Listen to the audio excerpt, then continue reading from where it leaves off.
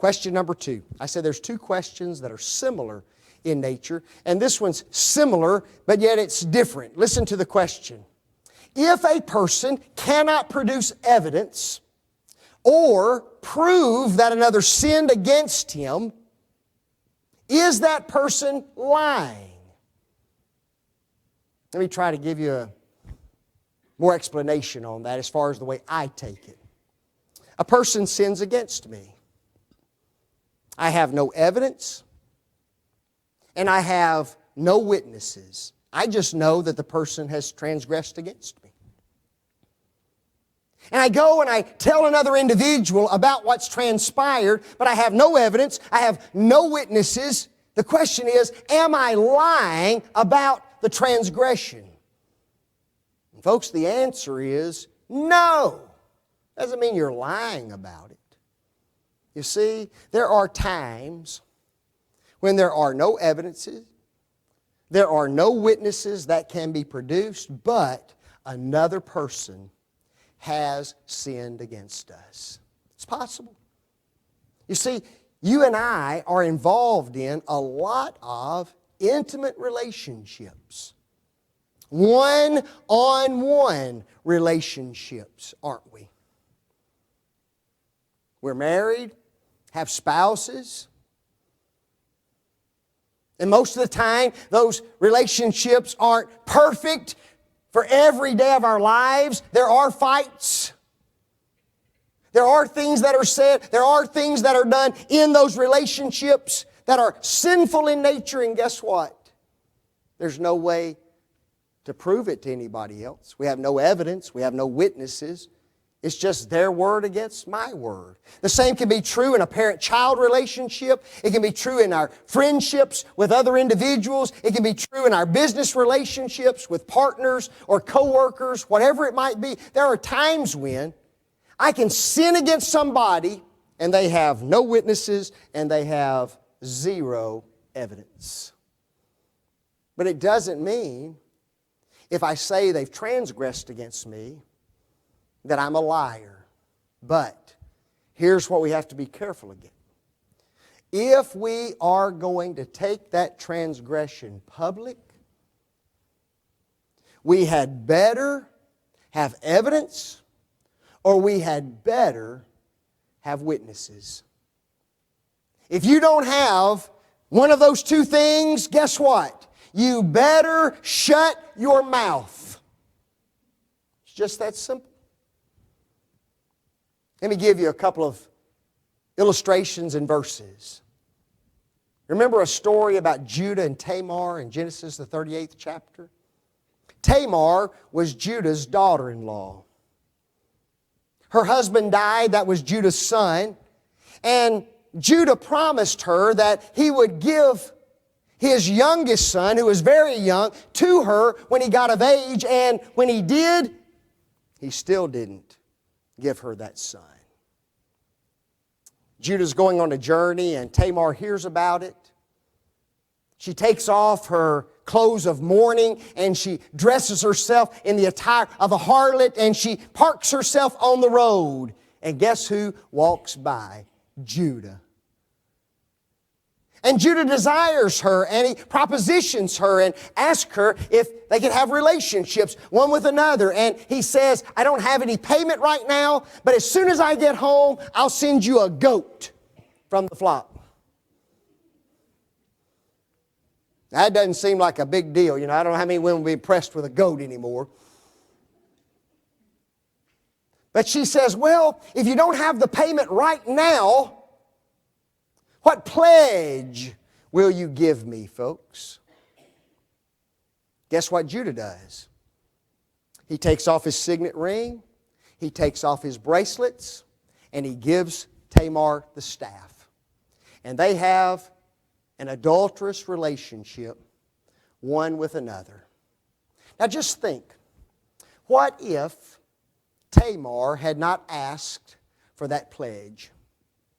Because you see, what happens down the road is she becomes pregnant with Judah's child.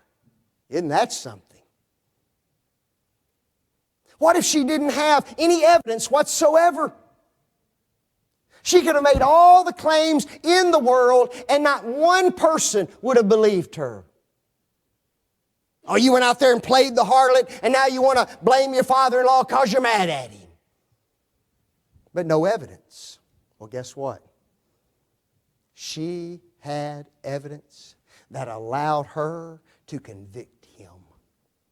When Judah learned that Tamar was present, guess what? He said, you go get that woman and you punish her. Folks, the punishment was death. And the Bible says, and when they brought her forth, she sent to her father-in-law, saying, by the man, which things are these, am I with child? And she said, discern, I pray you, whose things these are.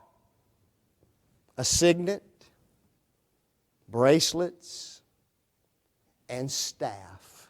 That's in verse 25. I want you to think about what's going on in that text. Notice that it says, she sent for him. He wasn't even there. He had just called his servants to take care of this matter. And I can almost see her walking up with the servants, and she's got all this stuff in either a little bag and then that staff wrapped in a quilt or something. And she tells those guys, now I want you to do something for me. You take these things back to Judah and you tell him, these things are the man's who has impregnated me. And so there they go, back to Judah. Walk in, they say, hey, Tamar tells us that the man who owns these things is the one who got her pregnant. So guess what he does? He opens up the little bag and out comes what? His signet ring, his bracelets. He unwraps that staff and guess what? Judah is written on the staff. Her evidence saved her that day, didn't it? Folks, if you don't have evidence, you cannot make an accusation that's going to be proven against another person unless you have what? Witnesses. Now notice what I just said. Witnesses. You've got to have more than one, according to Deuteronomy 19, verse 15. A witness shall not rise up against any man for any iniquity or any sin in the sin that he sinneth. At the mouth of two witnesses or at the mouth of three witnesses, let the matter be established. If I sin against Larry, there's nobody there. The only ones who are there are us. There's no witnesses whatsoever. Guess what? I cannot accuse him of sin. He cannot accuse me of sin. It's a matter of hearsay, isn't it? I say, he says, and there's no proof. But if I have two witnesses, he has two witnesses, guess what? The matter can go public. Now somebody says, well, that's not very fair. Because we have a lot of intimate relationships. Folks, in those situations, what we have to do is trust the promises of God. And one of those promises is found in Romans 12, verse 19. Dearly beloved, avenge not yourselves, but rather give place unto wrath. Now notice what he says, for it is written, vengeance is mine, I will repay, saith the Lord. You see, there's coming a day when God will set every matter of injustice straight. In our study of God, we talked about how God is a just God. Folks, He is a God of true justice. And He will mete out that judgment in the last day, will He not? And He will correct every wrong, and He will make right every sin and every transgression that someone has committed against us. Just because I can't prove it now doesn't mean there will be no consequences ever for that individual. There will be in the last day. Now you see, that concept that I just spoke is beyond us, isn't it? Because we like to think of God as being loving and kind and merciful and gracious. But guess what, folks? He's a God of judgment and justice and righteousness and holiness.